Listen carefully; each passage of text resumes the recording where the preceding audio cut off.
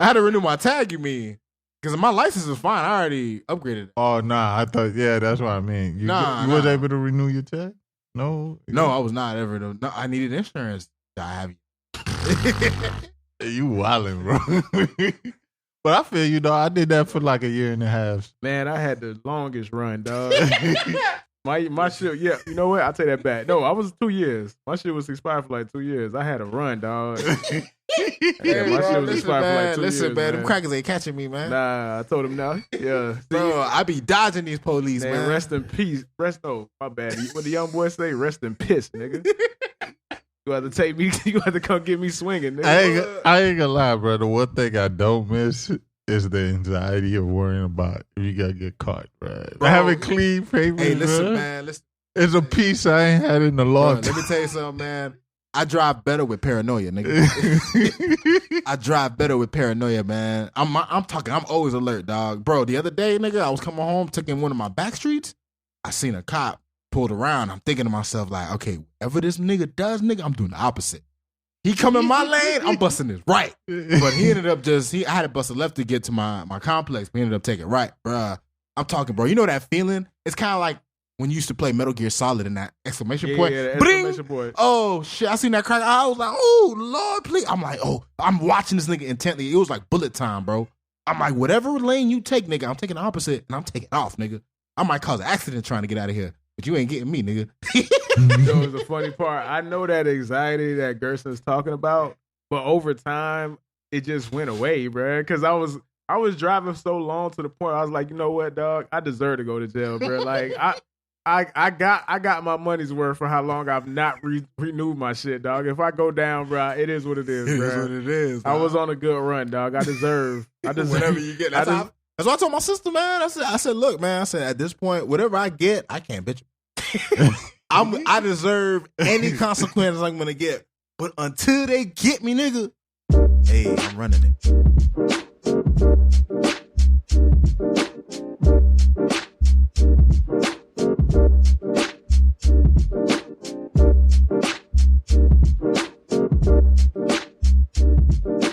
Side nigga chronicles, man. I love being a side nigga, bro. Bro, you get the benefits without the responsibility, bro. Why not? I'm not the type of nigga that's gonna fall in love. So shit, for me, it's good. What about you, Gerson? How's your side nigga chronicles? Have you ever been a side nigga? Did you know you were a side nigga? You just... You know, it was funny because it was a chick that I wouldn't say I really liked, but I really fucked with. And I thought she really fucked with me. And then later I found out I was the side nigga. I was mad at the time too. I was like, dog. I was like, you think I would still fuck with you if I knew I was the side nigga? Truth is, yes. At the time, I thought no, but the honest truth is, bro, some people you just have great sex with, and it's gotta be like, let me hit her up, bro. She still had a boyfriend and didn't stop me, bro. Niggas I knew what it was. Ruthless out here, dog. Ruthless. Y'all niggas. But y'all know that though. You know about that. Like the one person like it's good sex with, y'all don't have to talk, nothing like that. It's just more like it's literally, bro. I've had girls in the past where it's just like, you available this time, or with my Indian chick, the eye emojis, man. That's how we do it. The eye emojis, and then what we do is she sends the eyes, I send the eyes. She sends two back to back. She sends two eyes back to back. I send two eyes. When there's three eyes back to back, and I send three eyes back to back, that means it's going down. That's how y'all communicate, bro. That's our communication, dog. All right, Rod. So, all right, bro. I was going to start the podcast. You had the introduction and all that bullshit, but fuck that, bro. Please give me more details about this decade-long side nigga ship that you're in, bro. Nah, it's just a matter of like, so like, we haven't even hooked up that much either. We fucked around a few times, but we always be trying to hit each other up. It's just either I'm sleeping or I'm busy, or it's the vice versa with her. But throughout the years, nigga, when in high school, she told me like way after the fact she had a crush on a nigga. Right? It's high school. I didn't. Back then I was swole ass Rod. You feel me? So wait. This swole ass Rod with the fro, or the fro didn't come to Tallahassee? That was before the fro. That was back with like that was BCB Brush Cup boy days. Ah, yes. So like me and her had class together in like my senior year and shit. And she was like at that time either a freshman or a sophomore. But we kept in touch. Like she was always cool to me. Like we sat next to each other in marine biology. We were cool. So throughout the years, like obviously when I went to Boston, we didn't talk, but since I've been back, she's living in Orlando. But what would happen is she always came down from Orlando to come visit her family and shit. So there was a couple times we hooked up. And then from there, dog, she moved back down. And and it's funny because she goes through periods where she's just like, oh, you're not gonna. She does it with such confidence, like, oh, me and you ain't gonna be talking no more. I finally got me a nigga. I'm just like, and I always take it good. I'm like, cool. Like it's never been a time I've been like, damn, you got another nigga. Like I don't give a fuck. Like, so this is like, baby, you do you. So and that's why it's able to carry on this long, bro. So I think right now she must be single because for a while I hit her up and she didn't answer. So when I see she don't hit me up, I think, oh, she must have a nigga now. That's cool. Like, let me tell you something. I don't mind. Bro. This is my philosophy on women, bro. And this is what I try to tell niggas who struggling. I said, when it comes to women, bro, there's only two options, bro. You either hit it or you dodge the bullet. That's it. So if I get it, I get it. If I don't get it, I dodge the bullet. Well, are you thinking simply sex-wise, or is it like... No, I'm thinking totality, bro. Totality. Because, everything comes at a price, dog. You know what I'm saying? And at the end of the day, women are, some guys kind of forget this, but women are human beings, right? Like, I actually... Oh, really? Oh, okay. Bro, you'd be surprised, dog. Ultimately, man, I being a side nigga to me, man, it's less stress, bro. It's funny too because sometimes you get the tea that you don't want, but it's interesting. Like, you know what I'm saying? Like a chick will complain to you about what her main nigga's not doing and how this nigga gets on her nerves and all this shit. And I just be sitting there absorbing it like, damn, man, y'all niggas can't win at all, bro. Like, you doing everything. You buying this bitch's meals. You paying her bills. You doing this shit. And no appreciation, dog. She's focusing on what you don't do, which I find to be hilarious, bro. Because at the end of the day, there's no man who's going to be able to do it all. There's no man. So it's just like, what do y'all be? But you know what? At the end of the day, dog, I don't tell them this because at the end of the day, I just want to play my part. Wait. I want to do like The Rock says, know your role and shut your mouth. Oh, shit. No, it's so funny when you say that. Girls, we gotta let that breathe, bro. I gotta give you a clap for that one, dog. That was your magnum opus right there, Ron. That was phenomenal, bro. Go ahead, Kirsten. Go ahead, bro. Nah, cause shit. What I was about to say in that situation with the women, bro. Nothing hit home like that meme with Goku just laying with his hands in the back of his head. And it was like me listening to your girl vent while she take her clothes off. The cold as ice, bro, because it's so true. They gonna talk shit about you before they fuck the other guy, bro. Bro, let me tell you something. I done been in situations where a chick that hit me up and she's about to go on a date. But she hits me up first, so she'll be like, I'm a type of nigga, I don't even need to fuck. Like, if a bitch, I got bitches who just want me to eat the pussy, nigga. I'm fine with that, dog. I love eating pussy. I'm just gonna jerk my dick while I do that shit, nigga. I don't give a fuck. I love that shit. I literally love that shit. Mm-hmm. So I don't have girls who be like, oh, she's like, I'm about to go out with some nigga, but I'm gonna slide through first. I'm just like, cool. And I'm thinking to myself, this nigga's about to go on the date. And most of the times when you eat the pussy good, they gonna let you fuck anyway. So it's just like, damn, bro. She already done got her nut out before she went on a date with you. It was over for you before it started, my G. And that's how it is a lot of times. That's why, honestly, bro, sometimes when I go on dates and a girl ain't trying to fuck with me, I just be like, I wonder if she just went to it. Because I'm in that position. Facts. So it's like, damn, you probably already got your dick for the day. What? You probably got dick down already, it's baby. Cool, shawty. You just wanted to get a free meal. I ain't mad at you. It's your advantage. What I would say to that is, like, that's why I don't really, like, date unless I know. Like, it got to be close to 10. I'm not going to even offer a date, bro. Not even going to, like, I want to get it. Nah, bitch. Nah, I don't need to pay for a date to get to know you. If we chilling and shit, like hanging out and shit like that is cool. Well, but like going out to date. Here's the thing, Gerson. The mistake that a lot of guys make is that they want to take a girl out and spend obscene amounts of money the first date. The first date should always be some simple shit. If you really want to get to know a chick, you say, hey, let's grab a coffee at Starbucks or something. And that, you have like a little 20-minute conversation. In that moment, you find out what chemistry you have. That's what I started doing as I got older. Because, when you're young, you think like, oh, let me take this bitch out. For sure. Let me spend this amount of money. But here's the thing. When you do that, you got to be able to keep it up. if you take a chick out on a simple date, take her somewhere light. Even if you're going to some place that's not that expensive, like Fridays or some shit, right? Like you just take out, just have something quick, easy. You know what I mean? Then you find out what kind of chemistry you have, and you go from there. I done seen niggas on the internet like proudly too, which is baffling to me. But I'm a different kind of nigga. They'll be like, "Yo, I spent $200 on a date. I didn't get no ass, and it's okay." And I'm reading that shit like, man, nigga, you a fucking sucker, nigga. You a simp. You a simp Maximus, nigga. Like, get the fuck out of here, man. You spent a nigga $200 and you ain't get no ass, nigga. You lame as fuck, Niggas nigga. is wild, dog. Like that's the new genre of the internet that I did not see coming, bro. Oh like, my god. Like being a simp and being happy about it, dog. Nah, don't say that. No. Because you want to know why? That niggas do it to they don't. A lot of times, those niggas don't actually do that. They just do that shit for them. So there's this one nigga who is some. I don't know what the fuck he is, bro. He look Chico or some shit. And all he do is be like, "Oh damn, dog, you woke up and you didn't give your girl a bankroll today, nigga. You don't just hurt your bitch, nigga." Like, bro, what you doing, bro? Hey, what you doing, bro? Just you don't even think that, bro. You don't even believe what's coming out your mouth right now. Derrick dog. Jackson ass nigga. Nah, Derrick Jackson, bro. What happened to Derrick Jackson? Is it Derrick Jackson, right? Yeah, Derrick Jackson. That is the greatest tale of this shit ever. Like, either you die a hero or live long enough to become a villain, dog. And that's gonna perfectly tie into this Batman episode that we're gonna get to a little bit later, dog. But before we move on, cause I'm enjoying the fuck out of this conversation. But this Batman review is so important. If that movie wasn't so good, I would have just said fuck the fucking review. What? That's how enjoyable this conversation is right now. Before we move on, though, Gerson. Yeah. Last episode, one of our most popular episodes to date. And I've been getting texts. But there was one thing that people have been asking me. To paraphrase the multiple texts that I've gotten from multiple people, I'm going to make it nice and short, bruh.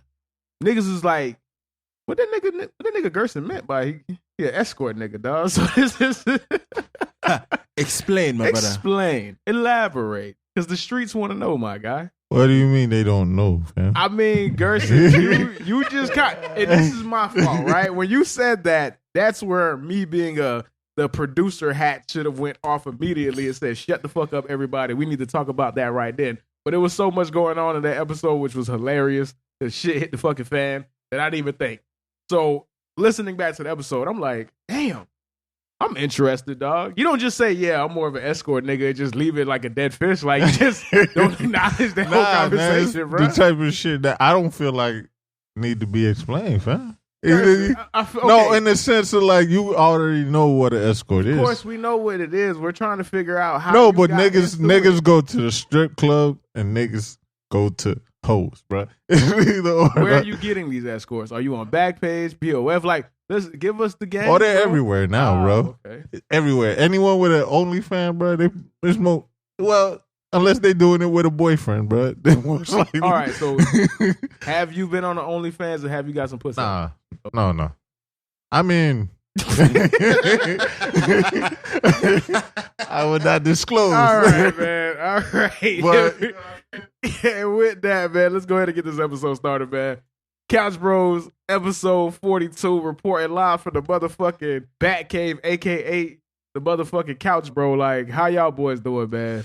Bro, I mean, I can't complain, man. Worked the regular week. I fucking got to see probably one of the greatest comic book movies that's ever come out, ever.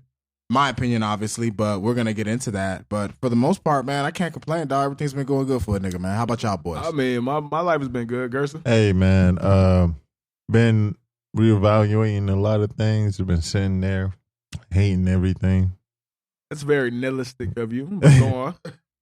Nah, because like just the other day, I just realized how no one knows shit and they had to learn it for themselves at my job, bro. Everyone have the same story of like, no one taught me this shit. I had to figure it out, bro.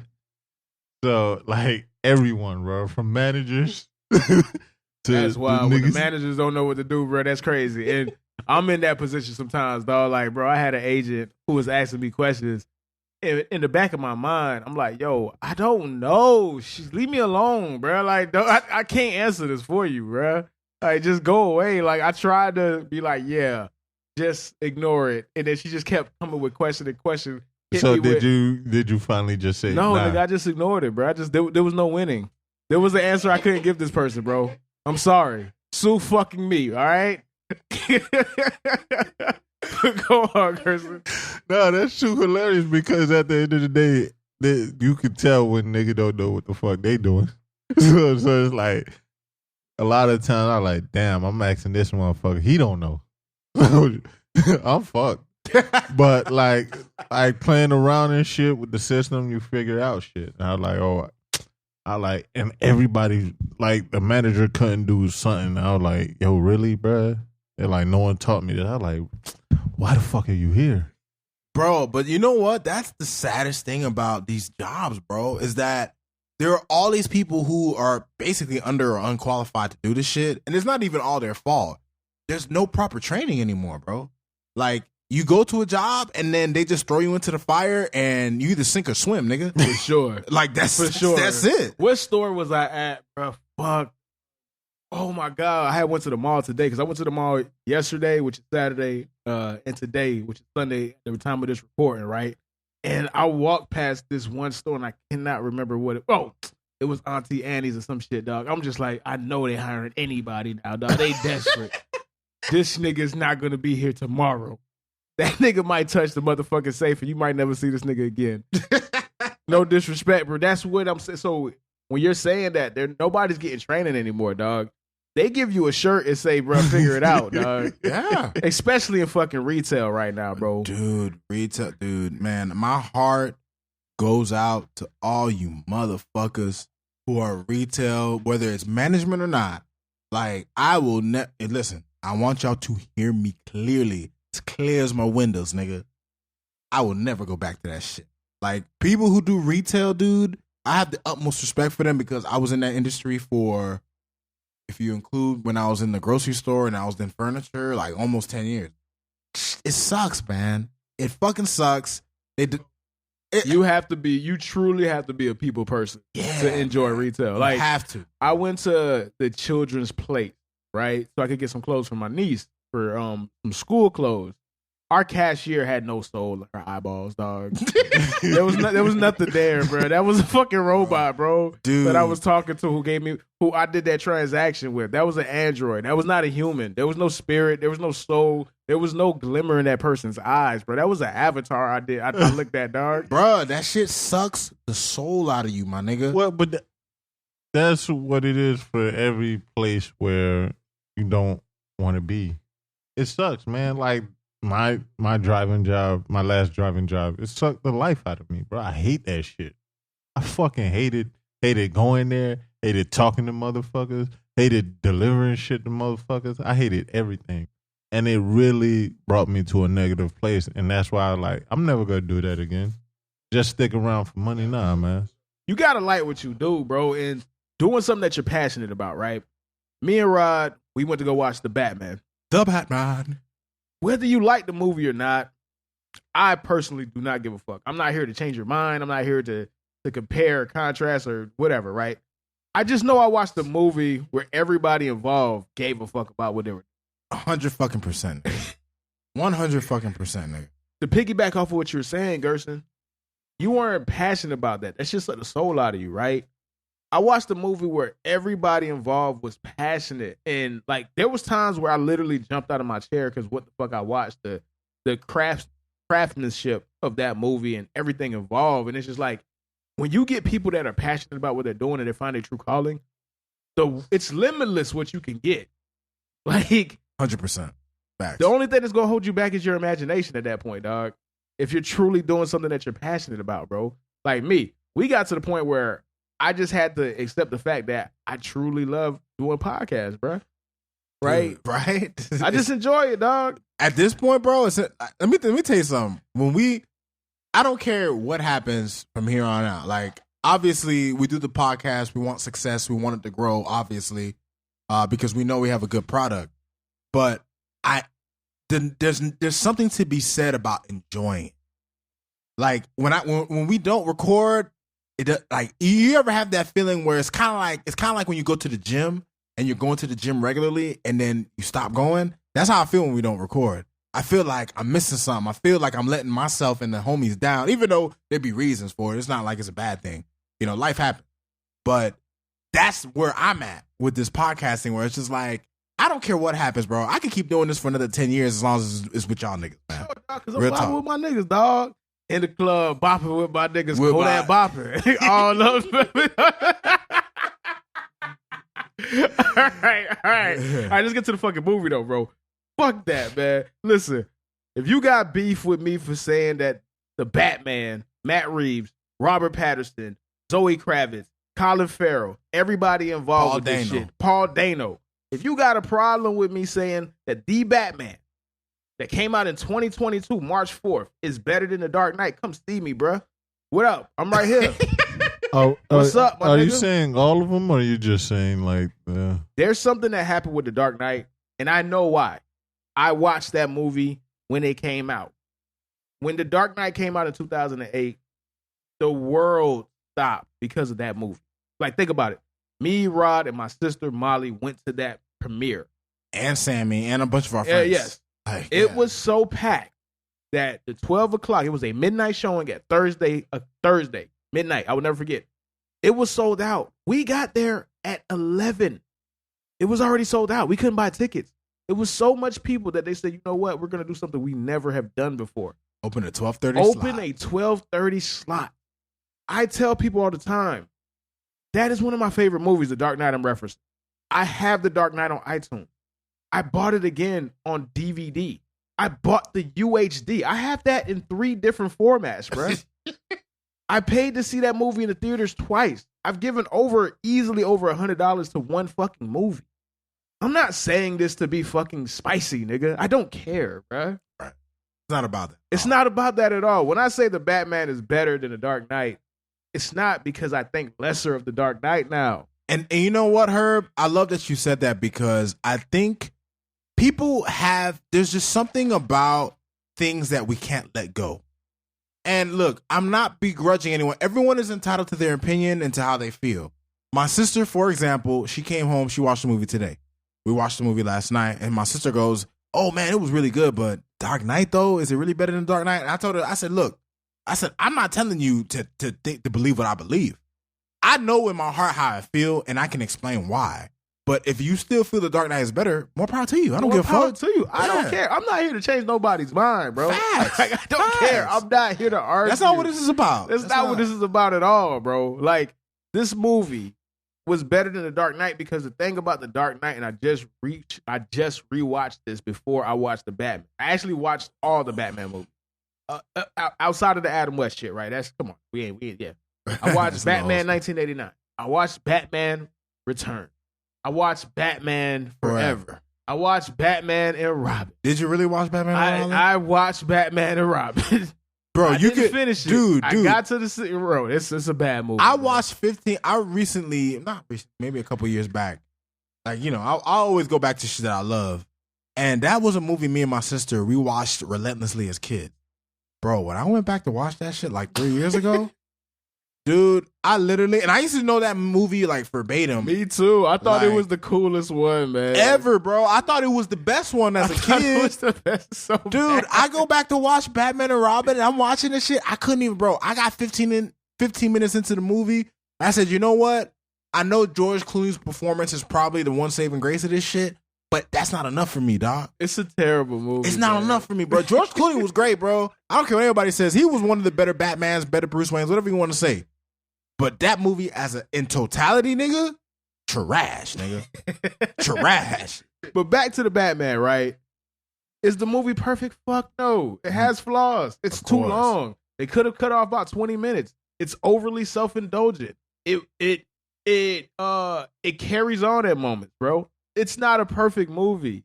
But when I watched that movie, dog, I just had such an appreciation for everybody involved that I didn't even care that it was 3 minutes, bro, because you did some incredible shit, bro. Go ahead, bro. Go ahead. Take your fucking half-foot shot, bro. 35-foot from the fucking... from the logo, man. Take your shot from the logo, bro. Fuck it, dog. Like, you want to go ahead and start acting ignorant with it, bro? Go ahead. You deserve that because you crafted a piece of work. That's the thing. The Dark Knight is a great movie. The Batman, piece of art. I don't even think they're comparable. I can't compare them. Like, they serve two different roles. They serve two different purposes. They do completely different things. The Dark Knight is a crime drama, bro. It's a heist movie. It ain't a Batman movie, dog. It's a Joker movie, bro. The Batman is a Batman movie. And me, somebody who doesn't know anything about the comics, who doesn't really do a deep dive, I could appreciate that from the outside looking in. Rod, I'm about to let you cook because you were able to watch this movie and have a completely different level of appreciation that the general audience is not going to have, dog. So when you were watching that movie, go ahead and explain just how much detail went into the craftsmanship of this movie that most people won't even know because they wouldn't be able to pick up on it. So thank you, Herb. I gotta say, as someone who was watching this movie, when the movie started, I had my reservations, because there was a lot of hype behind it, right? Like, we had been anticipating this movie for months, nigga, from the first trailer. But I watched the movie, and from the time it starts and as it keeps going and it builds on all the elements that it's building up on, I can't help but feel like, and look, for those of you listening, I know everyone who listens is not a comic book fan, right? Like, we podcast about a lot of different things. But for those of you who are listening, for those of you who have picked up a graphic novel or even an issue of a comic book, there's no way you could have watched that movie and tell me that it didn't feel like you were watching a Batman graphic novel come to life, nigga. When you look at the Batman as a whole, and when you look at that movie in totality, Gotham City itself, can you name me a movie that Gotham City felt like Gotham City like that? Like, when you go back and you watch the previous Batman movies, every single Batman movie has its own unique architecture and their own unique styles and looks for Gotham City. But at the end of the day, Gotham City might have a look, but it doesn't have a feel. It doesn't have a pulse. It doesn't have a heart. Gotham City in this movie is a real place. They make you feel Gotham City in this movie. You feel the characters in this movie. Whether it's Batman played by Robert Pattinson, who I know there were a lot of people who had reservations about this nigga playing Batman. Yeah, and not to cut you off, there's people who still just, at this point, you just hate, bro. Hating. You just hating, bro. Listen, man, I was watching, what was I watching earlier? Maybe it was Atlanta I was watching it. It said this. But at the end of the day, man, people hate you when you're great, man. No, this was the Kanye documentary, my bad. That's what I was watching. But, you know what I'm saying? With greatness comes hate, man. And Robert Pattinson is a great actor, bro. And his portrayal of Batman and Bruce Wayne is as accurate to the character as you could ever ask. And I know there are people, and I have to address this now before I forget it. I know there are people who watch previous Batman movies, whether it's Batman and Robin, whether it's Batman 89, whether it's the Bale trilogy with Nolan, who talk about, Robert Pattinson's Bruce Wayne, like, what did he do? Like, oh man, he was like an angsty teen. Well, let me explain something to you people who don't understand. This portrayal of Batman is, especially a portrayal of a young Batman in his second year, is probably more accurate than any portrayal we've ever got on screen. And I'm going to explain to you why. Because when Batman starts his crusade against crime, he doesn't give a fuck about being Bruce Wayne. And that's what makes the dynamics between him and Alfred in this movie, the dynamics that he has in this movie with everyone else, with the Bella Real who's running for mayor. That's what makes all this shit so important, is the fact that when Bruce Wayne starts his crusade against crime, that nigga don't give a fuck about being Bruce Wayne. You're right. So he doesn't care. And that's the problem with a lot of people who are comparing this movie, because they're incorrectly judging what the directors and the intent was going for, right? Yes, sir. This movie was not about Bruce Wayne, because Bruce Wayne doesn't exist in year 2. That's not a person. It's not a person. Batman is the actual person. Bruce Wayne is the mask. Bruce Wayne is a persona. He's a fugazi, a fugazi. Yes. He doesn't exist. He's never existed. So when you watch the Batman animated series, or you watch Hush, or you watch Under the Red Hood, or you watch whatever, right? There are millions and millions of iterations of Batman that have come before it. It set expectation on how you assume Bruce Wayne is supposed to act. Bruce Wayne is supposed to interact, be that playboy, be that charming person, everything. But in year 2 or year 1, if you go through those comics, you realize, like Rod said, he didn't give a fuck about Bruce Wayne. Because all he cares about is being the Batman. Bruce Wayne died when his parents died. Mm-hmm. That is the truth. So there's just a lot of layers to this movie that I don't think people were truly grasping on their first watch. Go ahead, Gerson. Well, I only have a question because I'm not a real Batman fan, but that's true that Bruce Wayne died when his parents died? Yeah, bro. You have to understand, when Bruce watched his parents get killed, he was never the same again. He dedicated his life. You got to think about it.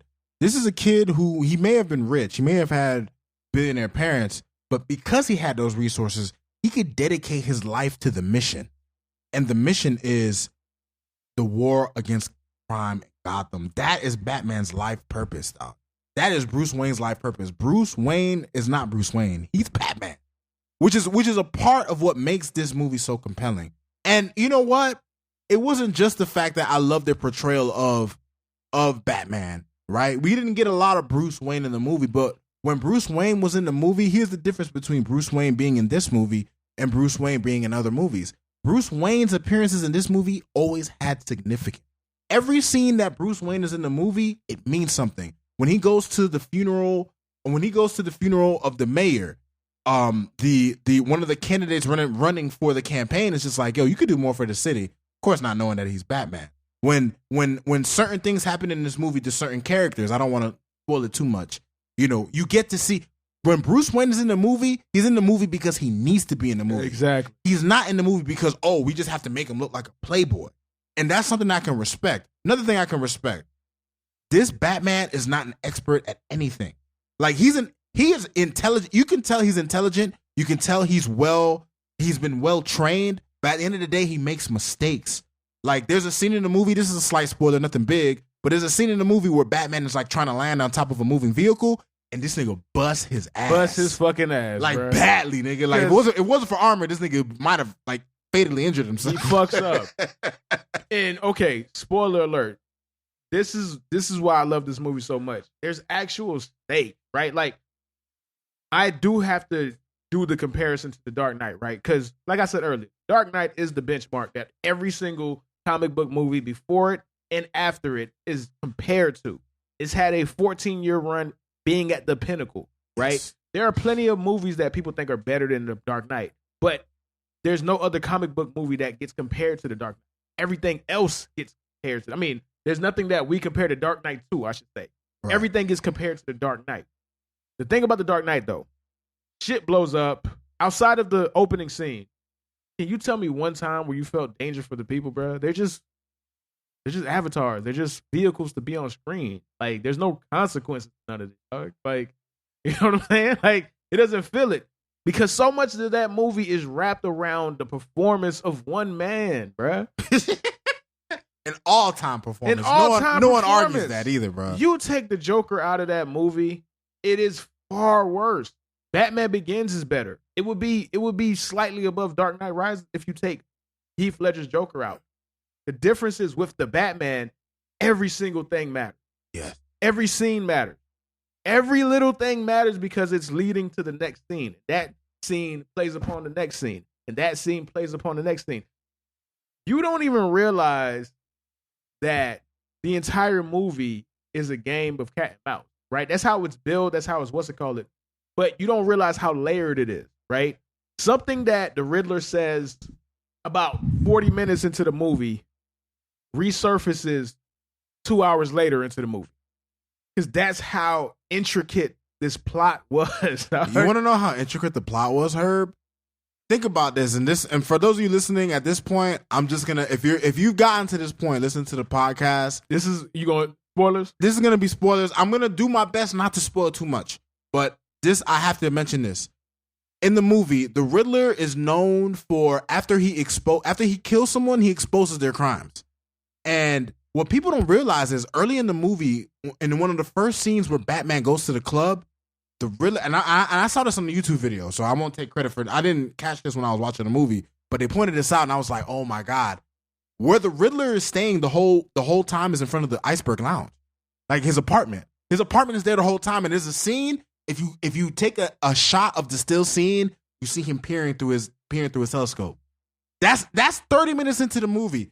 The Riddler, one of the things I love about this movie is that they use the Riddler as well as they could have ever possibly used him in a real world setting.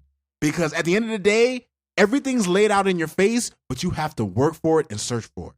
Paul Dano's performance. I won't say it touches Heath Ledger's Joker, but you know what? Let me tell you something. His Riddler was as terrifying as Kevin Spacey in Seven. And that's about at the same fucking plane, same level. The Penguin, dude, you can't tell me that's Colin Farrell, bro. You can't. You can't tell me that's Colin Farrell, dog. It's not Colin Farrell, like, bro. The Penguin was so and look, we're gonna rank the Batman movies after this, and that'll be quick. But and listen, Danny DeVito's performance as Penguin is great. I want to put that out there. It's creepy. It's always creeped me out, but it's great. And that's how I know it's great, because I feel an emotion from it. But the fact that we get to see a young Oswald Cobblepot trying to make his way in the mob ranks, the fact that we see a young Selena Kyle, who, I'm not going to spoil this, but they make connections to her that she has in the comics that have never been referred to in the movies. That's another thing this movie did. It's not so much that this movie is a retelling of The Long Halloween or a retelling of Batman Year One or anything like that. Matt Reeves did an excellent job of digging into the Batman lore and incorporating it into meaningful things in the movie. And everything makes sense. Everything fits together like a fucking puzzle, dog. And I can't appreciate it enough, dog. Even down, like, this movie is so nitty gritty, even down to the way that they use the score. There's a chase scene in the movie. This is the chase Phenomenal. Scene. One of the best chase scenes you'll see in any movie. In any movie. And trust me, dog, like, I don't know, because of the theater we in, bro. This is the first time for this movie, me and Rob, we went to go watch it in Adobe Cinema Theater. That's not a regular movie theater. Right. It is a Dolby Cinema Theater, right? What's the difference? The difference is that not only do they have the chairs, probably the most comfortable chair I've ever sat in, bro. I forgot. I didn't even feel like I was in a chair, bro. Like, for real. It was that comfortable. And then the fact that it vibrates in relation to what's going on in the movie. Right. So if there's a big explosion, you feel the chair rock. The chair rocks, right? On top of it having completely fine-tuned audio system. So that shit is loud. Yeah, it's loud, and you could hear different things all over the fucking theater, right? So if a nigga throws a fucking bullet that's coming from the front, you're going to hear it from the front side of the theater. If something behind you is literally one explosion on the right side, you're only going to hear it on that side. So it's crazy, right? So you really feel immersed. Maybe that helped, but that chase scene with the visuals, with the audio, with the chair, is the most amazing thing that I've ever seen in my fucking life, bro. Nigga. Now, look, I don't want to make it look.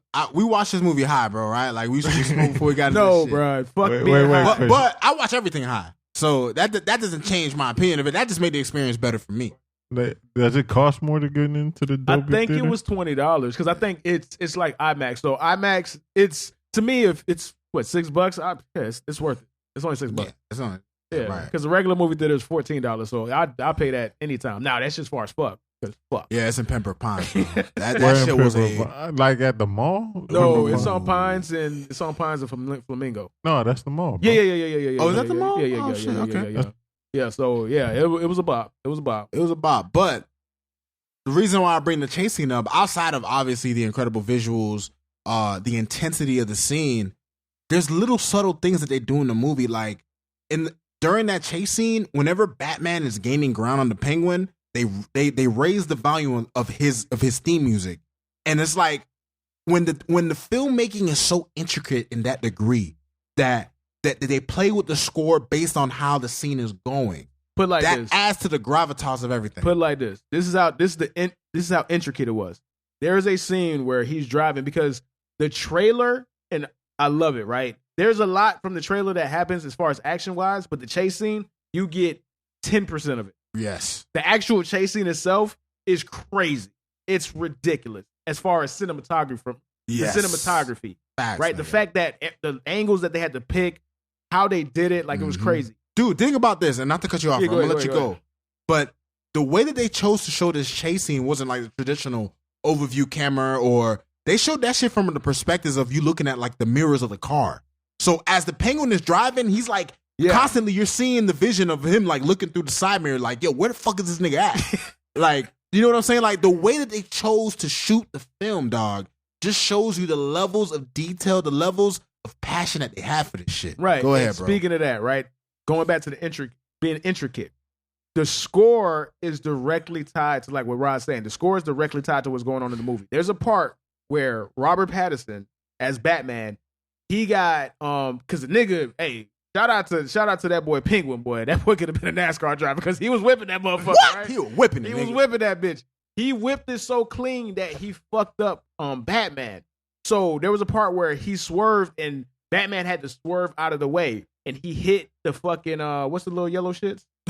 I know what you're talking about. The cones. The cones. The cones. The little yellow cones, the caution cones, right? Yeah. Every time he hit one, the beat syncopated with the score. Like it was that level of intricacy, dog. Like everything mattered. Everything had to tie together, bro. That's why I say, like, The Dark Knight is a movie. Batman Begins is a movie. A lot of this shit are movies. This was a piece of art. Whether you like it or not, I don't give a fuck. Well, okay, my question would be, how much of you enjoying this movie had to be because you was in the Dolby theater? No. It was the movie. It was the movie. The Adobe theaters is just it's a bonus. It's a bonus. It's it was not- the movie. Yeah, but a bonus that sound great being in that environment. Oh, where it you adds can to the hear- experience. It adds Bro, to the experience, but I'm telling you, because so much of the shit is not affected by the Dolby because it's a very slow movie. Yeah, It's it's a not like the methodical chairs movie. are rocking the whole time. Yeah, bro. it's not. This ain't fucking Mission Impossible Fallout, bro. It's not. This is not MI6. This is not the Avengers, bro. This is a slow movie. There's times where this nigga's just walking around with a flashlight, dog. Yeah. So I can't say that it was the theater. I love that you brought that up because I don't want to forget this part of it. We finally, and look, I don't want to sound ignorant, right? Because, there are people who be listening to this, and if you're a strong fan of The Dark Knight or other movies, you could counter this. There are detective moments in other Batman Not movies. detective moments, right? And which ones are you talking about? Like, for example, in The Dark Knight, there are moments where, like, or not even in Batman Begins when he's interrogating Flash the cop, where he's just like, swear to me. That's straight out. That's an interrogation scene straight out of the comic books. Like, that's something he did in the comic books, but it's not. They never expanded on that. Work. It's not detective. Yeah, he's interrogating someone. Like, even in Batman Begins when he's like looking at the makeup of the bullet that Joker used, it's barely anything. Like, we've gotten the minimum. Like, we got minimum of what Batman's detective acumen is. In this movie, it's all about figuring out. It's not even just figuring out who the Riddler is. It's the fact that the Riddler, which is what makes him such a great villain, right? What the difference between this Riddler from any other Batman villain is that in every Batman movie before this, everybody was against Batman. Throughout this entire movie, and this is a little bit of a spoiler, but fuck it. I just want to make my point. The Riddler thinks the Batman is his boy. The Riddler does everything thinking that the Batman is appreciating what he's doing because the Riddler's not going after criminals. He's going after corrupt politicians. And the Riddler feels like him and Batman are on the same mission. Team. Yeah, they're on the same team. And that's not comic inaccurate because there are comics where the Riddler works with the GCPD. There are comics where the Riddler is a detective. But they decided to take it to the far extreme and just make him a serial killing vigilante. But he's killing DAs. He's killing mayors. He's killing corrupt cops. Like, at the end of the day, they do this in a lot of Batman movies, but I think this movie probably does it about as good as any. In the best Batman movies, the villain mirrors Batman. And the Riddler in this movie mirrors Batman, but he does it in such a dark way that even he can't accept the shit, dog. You know what I'm saying? Like, he can't accept it. He can't accept it. And I think that dynamic is unique to this movie because there's never been a Batman movie where the villain thought the whole time, like, you don't find out to the end where they actually meet face to face in Arkham that the Riddler was fucking with this nigga. Like, the Riddler was just like, yo, bro, like, you seen how I did everybody? The Riddler's like, damn, he's like, the only nigga we didn't get is Bruce Wayne. That's man. it, bro. That's the only nigga we didn't get, dog. Like, that's basically how he feels. And then Batman is just like, no, nigga, I don't fuck with you. Bro, we Nigga, you crazy. me. That nigga, bro, he basically, like Ross said, this is how the conversation went, bro. Like, bro, you saw me drop 45, right? I was killing it. I was balling. How you feel about that, How you feel about that? Batman was like, but you didn't pass the ball, nigga. Like, you wasn't a team player. No, like, you feel me? And then Batman was just like, no, nigga, you're crazy. And the nigga was genuinely hurt. Like, yo, I was your man. Right. Bro, it's beautiful fucking filmmaking. It's beautiful writing. The other half of this, right? And I'm surprised because this is a plot-driven movie, but it's extremely well executed.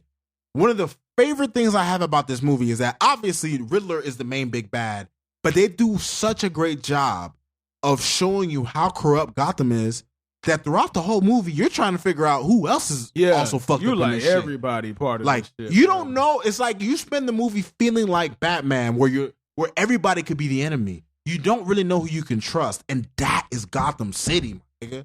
You mean to tell me what other Batman movie has done that, dog? And if it did, it was just passing because it needed to move the plot forward to the next scene. This was crafted because that world actually exists. That's the difference, right? This movie, it literally, how do I say? The movie would die if Gotham didn't feel so real. If it felt forced, if it didn't feel like it, if it didn't execute Gotham, then the movie would have been a piece of shit, bro. It would have been a long, boring ass movie. But the fact that Roz said that, right? Like I watched a review, like Jeremy Jans, you know, he does a lot of reviews on YouTube. He even said it. He was watching the movie and he was like, "Damn, bro, is Commissioner Gordon in on it?" It's like you don't know, you know, because of years of fucking Batman. But the movie was so immersive and so enthralled and so connected that you truly had no idea who was in on this shit, dog. Right, bro. It's sucked you if you allowed it to suck you in. But the thing is, I think people who, and I'm not going to say I hate being this guy. I don't want to be that guy where it's like, oh, shit went over your head. That's not what happened. Right. I just think because there's so much movie going on, a lot of people are not actually appreciating the finer little things, dog. Yes. Because you're waiting for stuff to happen. You're waiting to get this. You're waiting to get a crazy action scene, right? You're waiting like, okay, when is this going to happen? When am I going to get this? When am I going to get... No, that's not how a movie's supposed to be. Right. You go into a movie, you're not supposed to know what you're going to get. You don't need to be force-fed anything. Watch the movie and objectively judge what you watch. I agree. Don't go into a movie and have expectations and then criticize the movie for not meeting what you expected to see. When you had no input on the movie to begin with. So how do you know what you were going to get? Right. Right. It's 100%. Like, and again, the movie's not perfect. No, it's not. You could have had the same movie without Selena Kyle and that whole subplot. Yes. That would have shaved the whole hour off the film. I will say this. Even though the Selena Kyle subplot in the grand scheme of things didn't really service the main plot to a degree that it should have, I thought it was a nice touch for those of us who know the Batman mythos. And this is a spoiler. Like, for those of you listening, if you don't want to get spoiled, don't listen. Just say fuck it, bro. This is just, you know what I'm saying? At this point, I just wanted to let you know. But they reveal in the movie that Selena Kyle is the daughter of Carmine Falcone, and I was surprised that they went that route because I didn't think, especially since they picked a white dude and then they picked Zoe Kravitz, so I didn't think they would actually even go that route. Is that in the? That's in the comics. In the comic Dark Victory, you find out that you find it out towards the end of the comic that Selena Kyle is the illegitimate daughter of Carmine Falcone. And there's an entire other comic called Catwoman When in Rome that literally branches off of her just trying to find out like who she is. And it's just like, it was so many subtle things that they did, so many callbacks that they did. Even the fact that the Falcone family had ties to Bruce Wayne's family in the movie. In the comics, in The Long Halloween, you find out that, or maybe it was Dark Victory. I know it was one of the two because they were both written by Jeff Loeb and both illustrated by Tim Sale. But in one of those two comics, I'm pretty sure it's Long Halloween, you find out that Carmine Falcone's son, I believe, I think it was Alberto. He had like a heart problem that Thomas Wayne was able to fix him. So in the comics, the Wayne family has a relationship with the Falcone family. And in the movie, they actually go into that. They actually go deeper. They talk about Martha Wayne being like actually criminally insane, like she was in Arkham. Like I love the little touches that they did in this movie. And one more thing before we get off of this, right? I just want to say that even though like one of the negatives of the movie is that it kind of does drag out a bit. The final act of the movie is a little longer than it probably needed to be. But what they did was they were setting up for the future of this universe, and the possibilities for this are endless. The way they set it up, we could get, and I was talking with her about this last night. For those of you guys who follow Batman comics like me, you got No Man's Land as a possibility. They probably won't go that route, but No Man's Land is a possibility. For those of you who don't know, No Man's Land is a comic to where Gotham goes through an incredible earthquake that completely just devastates the city, and all of Gotham's criminals decide this is the time for them to make their mark. There's that. You also have the Hush storyline. You have the Court of Owls. The Court of Owls, Herb, you know, the Court of Owls, which is a storyline. This was introduced in the New 52 by writer Scott Snyder, who, nigga, I've read a lot of Scott Snyder's book. I left them with my brother in Boston, but dude, like if I were to tell a nigga to read Batman comics, dog, I'd tell you to read the Court of Owls, nigga. Like that whole, especially with how they made Gotham so corrupt. They show you that Gotham just there's no saving grace in Gotham. Like Batman's war on crime is basically pointless. Catwoman tries to plead this point to him. She's like, nigga, let's leave together because you ain't never gonna fix this shit. You know what I'm saying? But that's who Bruce Wayne is. Bruce Wayne can never leave Gotham because that's where his soul was, dog. That's where it was the last time he seen that shit. So he's gonna spend the rest of his days trying to fix that shit, even though it's futile. It's just, man, there's so many touches that they put in this movie, man. And that is why I say it's the best Batman movie. That is a Batman fan. Do you hear the passion that is coming through this man's mouth, coming through his soul, bro? Bruh. That movie touched you, dog. Bro, that shit touched my soul, bro. Like, bro, like literally, bro, like I told y'all boys, like when I was watching that movie, I felt like I was reading through. I've read tons of Batman graphic novels. There is no superhero I've read more comics on than Batman. The only niggas that come close are the X-Men comics and Spider-Man. I've read all of the classic Batman comics. You name it. The Killing Joke, The Dark Knight Returns, The Dark Knight Strikes Again, Long Halloween, Dark Victory, Hush, fucking nigga, Batman Year One, dog. I've read like all the classic Batman comics. And this felt like one of them, nigga. Like, this felt like one of the Batman classic comics. And I'm super ecstatic because the Riddler was the main villain. And he doesn't get a lot of love, dog. Like, he's had his moments in the comics. But the Riddler's always been looked at as like a Joker imitation. And he's way more than that, dog. Way more, dog. Even in the Batman the Animated Series, the Batman, all those cartoons, they understood that. But they could only use that nigga. I remember. I'll never forget this. I read an interview where they talked about because I always wondered why they never used the Riddler more in the cartoons. And Bruce Timm and them niggas were like, bro, we wanted to use the Riddler, but to use him properly, his plots were too complex for a 20-minute series. Because with the Riddler, you can't make him a Joker clone, or else it's just like, what's the point? Exactly. You have to bring out the best of his qualities, which is him being highly intelligent and extremely crafty. And this movie does such an excellent job of that, while also adding an element of fear to him, a la Kevin Spacey in Seven. And it's just, bro, look, I'm not telling anybody who's listening to this review to, all of a sudden abandon all your inhibitions. Oh, fuck the Dark Knight. We all are allowed to come to our own conclusions. But as a fan of the Batman mythos, as a fan of what Batman represents, dude, there's no way I can say this is not a definitive nigga. No way. Mic drop. Mic drop. No way, dog. Mic drop. Mic drop. Again. No way. I have no interest in trying to change your mind. I'm telling you, to anybody who's listening, bro, even if you commented and disagreed, I do not give a fuck. And I mean that respectfully. I'm not here to change your mind. I don't want to change your mind. I'm only here to explain why I feel the way I feel. Rod is only here to explain why he feels the way he feels about this movie. So we came at it from two different aspects. Rod, you came at it from a perspective of man who's just a true fan of Batman. I'm coming at it from a perspective of I watched cinema. And that's something we don't get with comic book movies. The Dark Knight trilogy included. That was just a bunch of good movies that were elevated by certain things. But this was cinema. This was art. This was craftsmanship on another level that I rarely see in movies today. I love Doom 2021. Dune wasn't even crafted this well. And that was a fucking drag movie too, which I love too. But God, bro. But shout out to WB though. Shout out to WB. Shout out to WB, bro. Like real talk, I'm proud of WB because you know what? It took way too long to figure this shit out.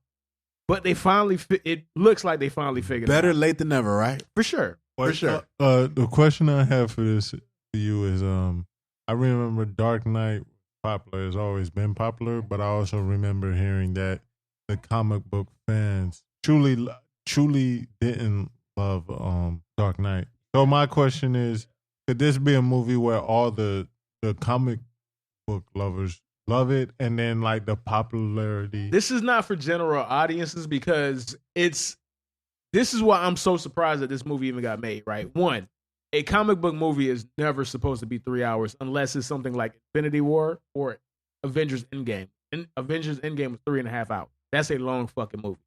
Infinity Wars wasn't even that long. I think that was 245, right? Yeah. And that was 10 years of buildup to even allow that. So the fact that WB was like, you know what, bro? You can have your 3-hour movie. The fact that this movie had no business being rated PG-13.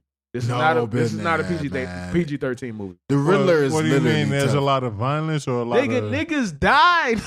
No, but is it like really seen bloodshed? Yeah, There's disturbing things in this movie. There's disturbing things that go on in this movie, bro. Like for real. Like visually, yes. The niggas weapon of choice is a fucking It's a what did it call? It's a trimmer. It's a trimmer. It's a trimmer that you use for like fucking carpet, nigga. Steel, all steel, nigga. The first scene in the movie, he kills the mayor with that shit, beats him across the head several times, and just whacks this nigga, bro. And then he hits him, and then he hits him like repeatedly. And you're just like, ooh, this Riddler is. That's how the movie starts, bro. The Riddler is. You're just like, oh, the Riddler in this movie is unhinged like a motherfucker. Like, they come out the gate like that, right? So I'm like, okay, that WB had to do some handshakes to get this to be a PG-13 movie, so it could get more people to spend money on it. This is not a PG-13 movie. This is a rated R movie. Through and fucking through. There's so many things that this movie did or got away with because WB finally is at a point where they're just letting people make. They got $1 billion from the Joker. Pretty sure they're gonna get $1 billion from this. Suicide Squad didn't make that much money, but they got a hit show out of Peacemaker, right? Yep. They're allowing the creators to make what they want to make, and the people are gravitating towards it finally. And I'm just happy that I don't have to get a Marvel movie, bro. Because listen, I've been along for the ride for all this Marvel shit, right? But I could only get the same movie repackaged with different characters, bro, every fucking time. I'm sorry. Marvel has a formula that they don't deviate from too much At all. It's gotten worse. The more popular that they've gotten, the less creative or risk taking that they are trying to be. No Way Home withstanding, like even No Way Home, bro. Like it was a great movie. I thought I'd be more interested to watch it again, but once I started watching it the second time, I realized that the whole fan service of it all wore off, and I'm like, this movie's not as good as I thought, even though I really enjoyed the movie. Right. Fucking Doctor Strange, Multitude of the Multiverse. That looks crazy, right? But then I saw the extended trailer, and I'm just like, there's certain things that I just know they can't get out of their way, bro. It's important to too many people, dog. So they have to do things to cater. WB is not worried about that. They letting these creators make whatever the hell they want. And they're finally not getting in the way. And we're getting better movies because of it, dog. Thank God. Thank God. To show respect and to show at the end of the day, the Batman is not going to knock the Dark Knight off his perch. Historically, it's not. I just know it's not. Right. And to show respect to what the Dark Knight is, there are literally several scenes that are carbon copies of the Dark Knight in this movie with the Joker. Like they literally just straight up it wasn't even a reimagining. They straight up did the same exact thing, bro. Like, and I ain't mad at it. I'm not mad at it because that's the Dark Knight, bro. That's the Michael Jordan of this shit, bro. It's the 23 on the back of that jersey, dog. 100%. We get it, but all right, let's rank Batman movies though. I heard you want to go first. I'll go first. Yeah, I'll go first because this is way more important than you. Me, I'm watching this as somebody who really Batman's not my favorite superhero. I don't even have a favorite superhero, bro. Like the nigga I really thought was illest nigga in the world was fucking was this nigga Iron Man, bro. Just because I'm like, yo, this nigga's in a fucking suit that flies, bro. That's hard. That's hard. That's hard as fuck, bro. So that was my nigga, bro. So all right, I did not go back all the way to Adam West. We're not doing that, right? So I enjoyed those movies, by the way. Facts. But it's just we were talking about just more recent within the last 30 years, right? Yes, so go ahead. Before you start, I just want to make some honorable mentions. When we made this list, we decided that we wouldn't include the animated movies because there are so many. There is one that made the cut. We'll save that for the list. But I do want to make some honorable mentions to some of the other Batman animated movies. Batman Return of the Joker, the Batman Beyond movie. Great movie. I don't know if y'all the boys ever watched it. You probably seen it. I know you seen it. Gerson, you never. I think that's the first one, ain't it? That's the first one that came out. Like when it first came out, Batman Beyond, that's the first thing. Like Joker came back. We see old Bruce Wayne and the guy that, I don't know his name, but finally became Batman. Like, what Gerson's saying is that I don't think the Joker movie was a pilot. No, it wasn't. It wasn't a pilot. It came out a little after, but anyone who's seen Return of the Joker, there's not too many animated movies you could watch that can make you feel some type of way like that one, bro. Like if you watch that movie from start to finish, bro, and you find out the twist at the end of shit, that shit, it fucked me up. Yeah, for sure. I think I watched it. What is the end of the movie? What happened at the Okay, so, I guess this will be a spoiler, but you find out, right, that in the Return of the Joker that Tim Drake, who was once Robin for Batman, is the new Joker. The Joker found a way to kind of like insert his DNA into other people. Oh, yeah, I seen that. Yeah, it's like, I remember the first time I watched it, dog, that shit fucked me up. But I wanted to just shout out the Batman animated movies like Under the Red Hood and, Son of Batman and movies like that.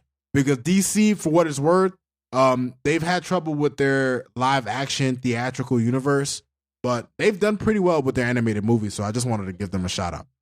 Yeah, for sure. And the only reason why, because it's like you said, bro, there's so many. You have too many, Hush, bro. You have Under the Red Hood, you have too many, dog. Like Batman, all the adaptations, like The Dark Knight Returns, The Long Halloween two-parter, like all of that. Too shit, many. It's too many. So there was just one that is because it's so good that it had to make the fucking list, bro. So all right, my list of rankings of Batman movies going all the way back to 1989 with the appropriately titled Batman 1989.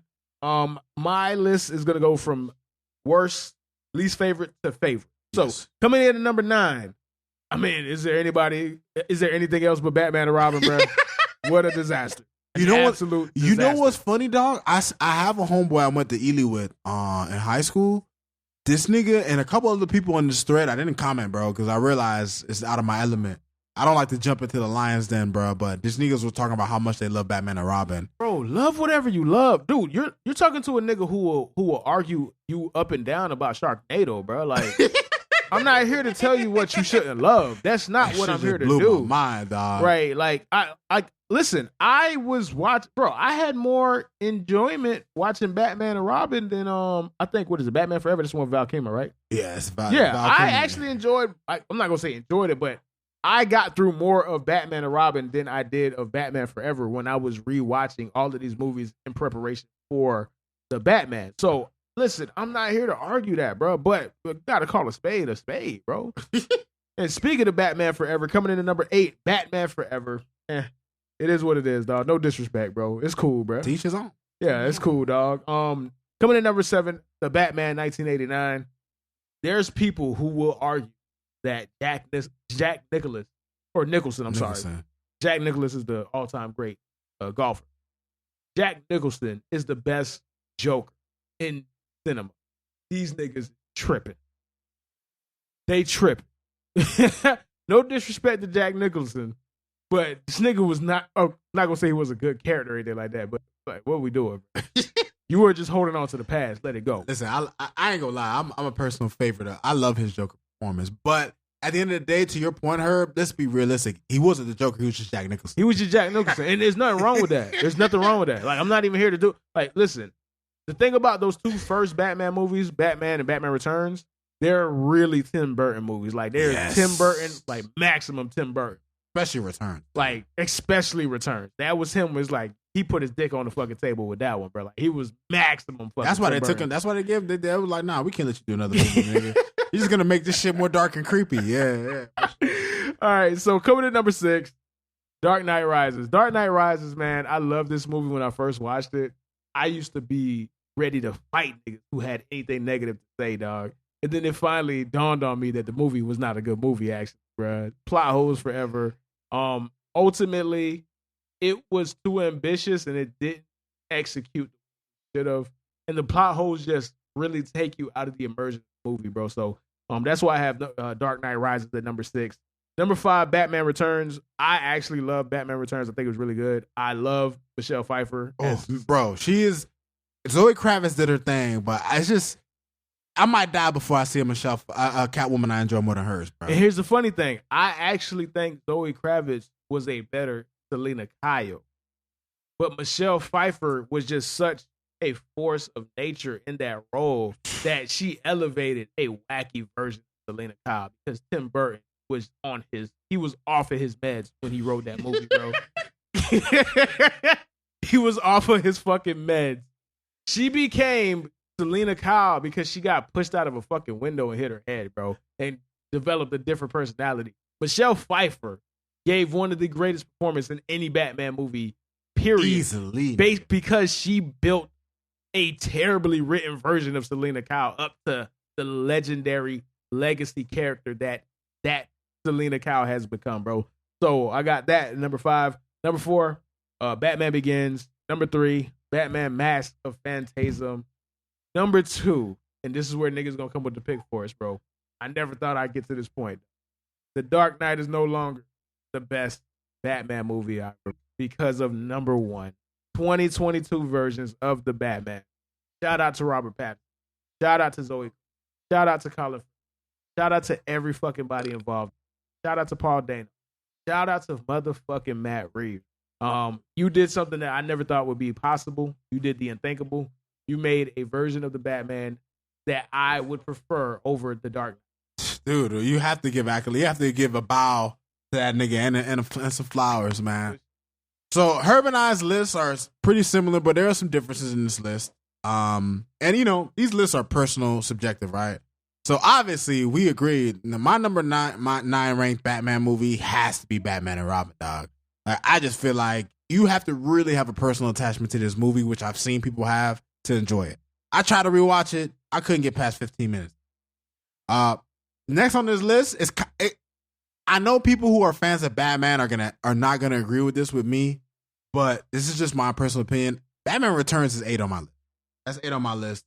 Not that it was a bad movie or anything. That's the thing about the Batman movies. Outside of Batman and Robin, you could argue Batman Forever, but outside of Batman and Robin, all the Batman movies are actually pretty good movies. At worst, they're solid, decent movies, right? So my number 7 movie is Batman Forever. I'm just a Jim Carrey stan, dog. I'm just keep it 100.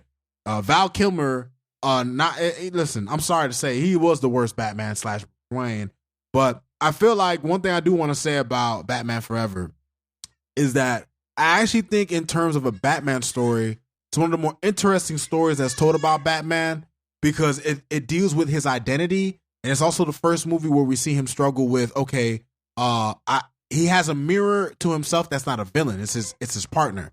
And that's the movie where Two-Face kills Dick Grayson. That movie, I think, is better than people give it credit for, but I don't begrudge anyone because there's enough bad in it to where I ain't gonna fight about it. My number 6 is The Dark Knight Rises. I enjoyed that movie, but like Herb pointed out, there's definitely a lot of plot holes that kind of ruin a little bit of the suspension of disbelief. And ultimately, I know the movie that we should have got and we didn't get, but I'm gonna begrudge it because we actually got a proper portrayal of Bane, and I can't discount that. Number 5 movie on my list, I have Batman Begins. Batman's origin story. It was the modern take on him. It was good. My number 4 movie is Batman 89, man. There's a special place in my heart for that movie, dog. I love the Michael Keaton Batman. I think Heath Ledger is the best Joker, but I actually love Jack Nicholson just being Jack Nicholson Joker. Like that, honestly, like I just love that. He was a crime boss. He was a crime boss Joker. Bro. He was a crime boss Joker. And you know what? Even though the origin of Batman is a little inaccurate because they had Joker kill his parents, the 90s and 80s did shit like that. but it's whatever. My third ranked movie is Mask of the Phantasm. And for those of you who never watched it, man, like, I know it's a little old. I think it came out in 93 or 94, but this is probably one of the best portrayals of Batman that you can ever get in any kind of media. And if you've never seen it, you got to check it out, man. It's just a great Batman story. And like my man Herb, I'm not even gonna hold y'all up, man. I'm right there with you, dog. TDK is number 2. The Batman is number 1. I posted it on Facebook. The Batman is the definitive Batman movie. Not to take away from The Dark Knight, which is an excellent, epic film, but the Batman to me is just a definitive take on the character, and that's my number 1. I mean, shit, ain't nothing more to say on that, bro. So we could go on and move on to the next subject, bro. Listen, again, not here to sway anybody, not here to try to win you over, make you see what I see, or make you see what Rod see, bro. That's not the point. We're just here to celebrate something that we truly enjoyed thoroughly. I can't wait to go watch that motherfucker again, dog. Big fact. All right, man. Let's switch to other media and go ahead and close out the show, dog. And it's crazy. We might have to actually give more time to this because there's so many lessons and there's so many larger conversations that we can have in regards to the overall message that was conveyed in the new documentary that's on Netflix called Genius, bro. Of course it's called Genius. He can't help himself. I was just about to ask you what it was called. It's called Genius, bro. And it's not spelled genius. Right. It's spelled Jeeyyuhn. Genius, bro. Because you're going to get Kanye in every single situation, dog, no matter what. But the documentary is so illuminating because it recategorizes, or not recategorizes, but it puts Kanye's entire life, right? Like, we're talking about somebody that we've watched for 20 years now, right? College Dropout came out in 2004. He's been signed as a record producer since since 2000. He's been a charted record producer since 1998. I was only fucking 7 years old. No, I was only 8 years old at that time, bro. No, 9. I'm sorry. I was only 9, bro. The better part, literally more than half of my life, I've seen Kanye West go from producer to arguably the greatest hip hop artist of all time. And that documentary just puts everything back into perspective because he is exactly the same person. Everything that you're getting from him today, he thought that shit when he didn't even have money, bro. And that's a different type of ego that I gotta respect, dog. Because if you think you the best and nobody thinks you the best, bro, you really, really believe in yourself, dog. What? What's actually interesting about that shit to me too, as I was watching it, you know, Kanye. Listen, this is the credit I can give him, dog. He is the symbol of what perseverance and belief can get you. Like, there's never a moment when you're watching that documentary and Cootie's filming them that you feel like, bro, Kanye believed in himself no matter what. For the longest time, people were telling him, oh, you're just a producer, nigga. Or, you know, Rockefeller wasn't taking him seriously. Like, they took him seriously as a producer. The nigga came out with heat with his beats. But as a rapper, they weren't really feeling him. And one of the parts of the documentary that really hit me was when he went up to Jay-Z and he's just like, yo, bro, you got to throw me on this track. And then they go in the booth. He starts rapping that verse. And it's just like, there you go, Kanye. Like, the nigga never for a moment doubted what he could do. And he worked hard until the end. And that's the message you got to take from that shit. You got to take that message from that because it's like, you can't tell this nigga nothing, bro. Like, he literally created his own fucking destiny, dog. He was not going to give it up the chance, bro. He wasn't going to wait. He wasn't going to sit around. He wasn't going to depend on nobody else. He literally got this shit out of the fucking mud. And the best part of the documentary is seeing all these scenes that I remember watching in real time, right? His interview with Yo, MTV, You Up Next, right? When he was trying to sell himself as a great rapper, great artist. It's 2022. Like, that doesn't even sound feasible. Obviously, he's one of the greatest, but he knew that shit in 2004. He knew that shit in 2002 when it wasn't cool to think that, when nobody thought that. To see him have that same energy his entire life and see that shit manifest into the career that he's had, win, lose, or draw, whether you like him or not. You gotta respect it, dog. Like, you can't talk shit. Dang, you cannot talk shit because he wasn't given this shit. he took your respect. He demanded it. He's took it from you by making a classic album, bro, called The College Dropout, dog. I didn't even realize that Chicago rappers weren't on like that before him. Like he's really the first Chicago rapper that people really fucking knew. Like now you listen to niggas like Mick Jenkins and you listen to niggas like Isaiah Rashad and Chance the Rapper and shit like that. Now Chicago rappers have that outlet, but he was the first. Yeah, then you got the drill scene. You got Chief Keef. You got Lil Durk. You got G Herbo. You got motherfucking the other Herb, whatever his name is, dog. But it's just a bunch of people. You got the fucking Reese. You got King Von. Like Yep. There wasn't that market in 2003 to the point where Rockefeller and Dame Dash specifically had little faith that he could sell Kanye.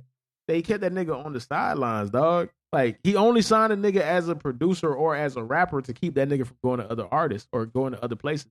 And it's funny because you saw that there were people who genuinely fucked with his Kanye. I'm talking about his ability. Most Def is a rapper. Most Def ain't gonna lie. He knew that Kanye was ill. Talib Kweli knew that he was ill. John Legend back. Even Pharrell knew that nigga was ill, right? Yeah. Scarface knew that nigga was ill. Scarface just had a video on fucking Vlad TV when he was like, man, I should have been on Jesus Walk. But then you watch the fucking documentary, nigga, it's your fault you wasn't on the shit, dog. Like, you was playing.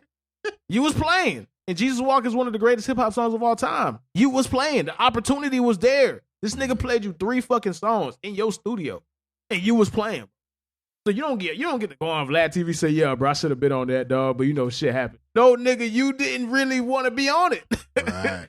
and you didn't know what it would become. You didn't know what it would become, even though you acknowledged his talent. And it's just crazy to see all of that shit because the shit is so crazy to see somebody that confident that you don't believe what you're watching. You don't like, if I didn't know, if I didn't see all of these scenes with my own eyes when I was younger, I would have. You could have told me this was CGI because it's like it's hard to believe or hard to see somebody know they're that destined when there's nothing that implicates that at all. Right. And that is the best part. And then the true beauty of that documentary, and it's something I'm going to take, and it's something I'm going to take for the rest of my life, and I hope everybody who have children take as well. Be Donda West if you're a parent. Man, Donda, you know what, Herb? I like. I'm glad you brought that up because you know what? I'm not someone who I'm not a Kanye fan. I'm a fan of his music, you know what I'm saying, especially his earlier shit. But you know, I've never been someone who really followed Kanye, so I didn't know much about. I knew, you know, I mean, every nigga, you know, most niggas have a close relationship with their mama, but when you watch Donda in action, you see how much she pushed him, how much she inspired him, how much love they have for each other. Like, man, dog, like I never realized how much of an influence she was on this nigga. Because when she died and you saw that he lost so much of, and again, I don't notice this just from the outside looking in. That man could be perfectly fine. We just are the ones that are crazy, right? But from the outside looking in, for the sake of the conversation, you could tell that it truly affected him. Yes. The best part of who she was as a parent, right? And I saw this online and somebody put it in perspective. This is a lady who was raised in the 60s and 70s, who became a black woman and an educator. For her to be the black mother who inspired her child, because from that age, that genre, that era of black women or black parents, they didn't do what Donda did, which truly inspire or manifest or give every kind of resource into your child's passion and dream. So many parents like, no, don't do that. That's not going to make you money. Not going to make you successful. It's not going to get you what you need to do. You should do this. You should be a do doctor. that. You should be a lawyer. Yeah. Donda West was the complete antithesis of that. Damn, I fucked that word up. But y'all just, you know. She was the complete opposite of that. If she was like a hippie or she was like a musician herself, it would be more in line to see her give all that warmth to his passion. But she was somebody who is at the top of that list of people telling you not to do this or not to be that. It's not going to make you money. You should quit while you're ahead.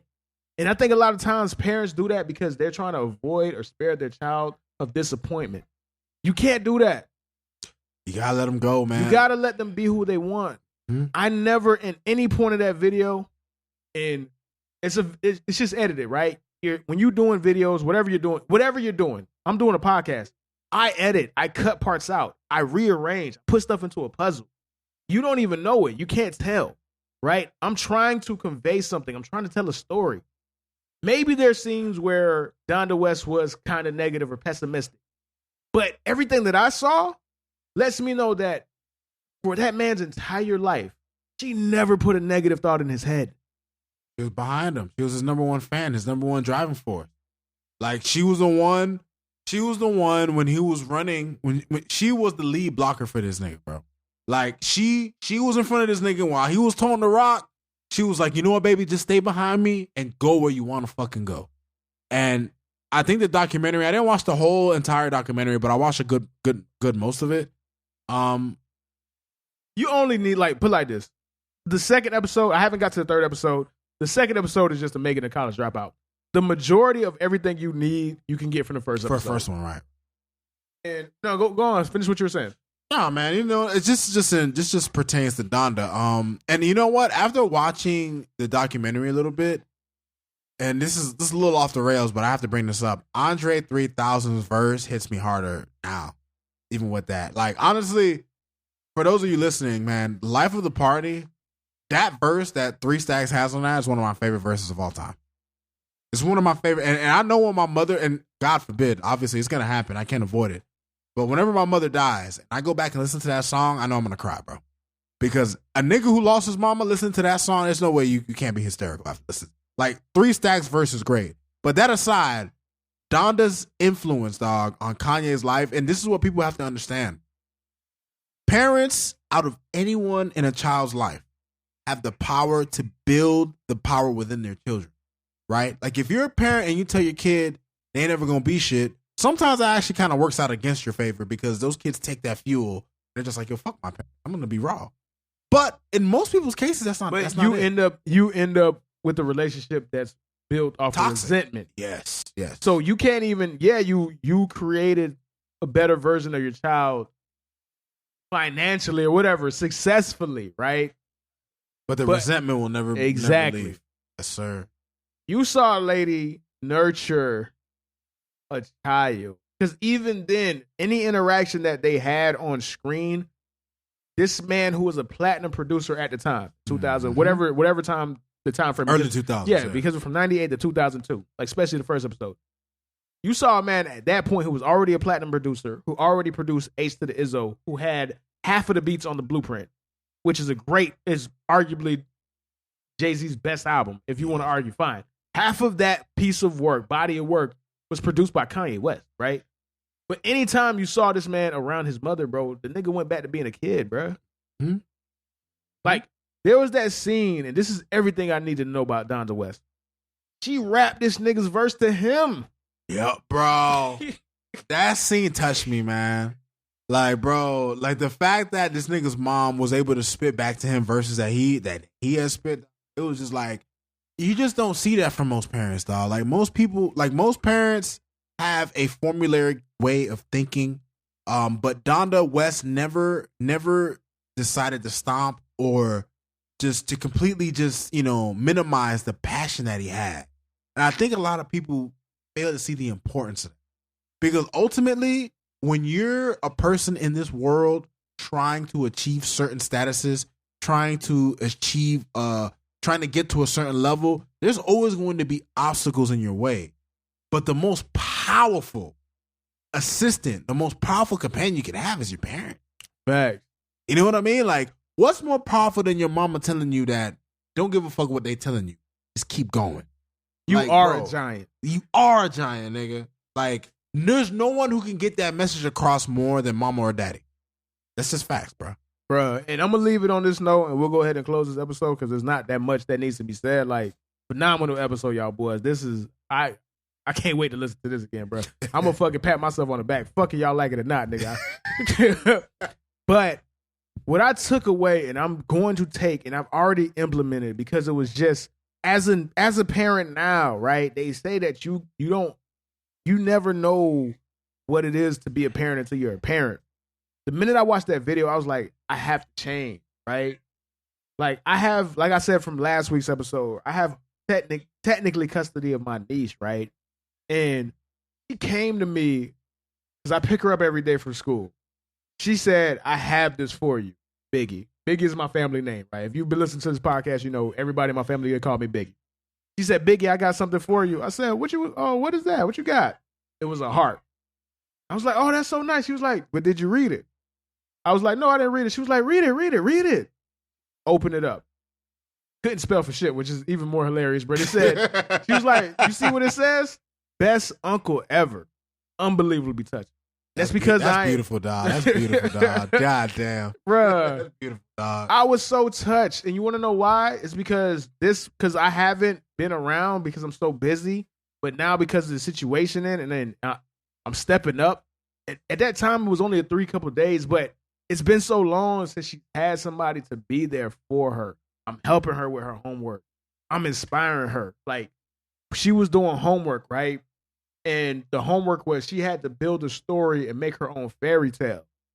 I didn't just say you should write this or you should say this. I inspired her to use her fucking mind, dog. I was like, what do you think about this? Everything clicked. I allowed her to use her creativity. And she built her own story. I didn't force feed her. It's just stuff like that. That's what I took away from that. How could I watch Down the West and not try to implement that in my own life? Because I seen what it can do. You see the power of it. I see the power of it, dog. I see that shit, bro. But enough of that, man. Appreciate y'all boys for coming for another week, man. I hope y'all boys enjoyed this episode as much as we enjoyed recording it. We will see y'all next week. Deuces.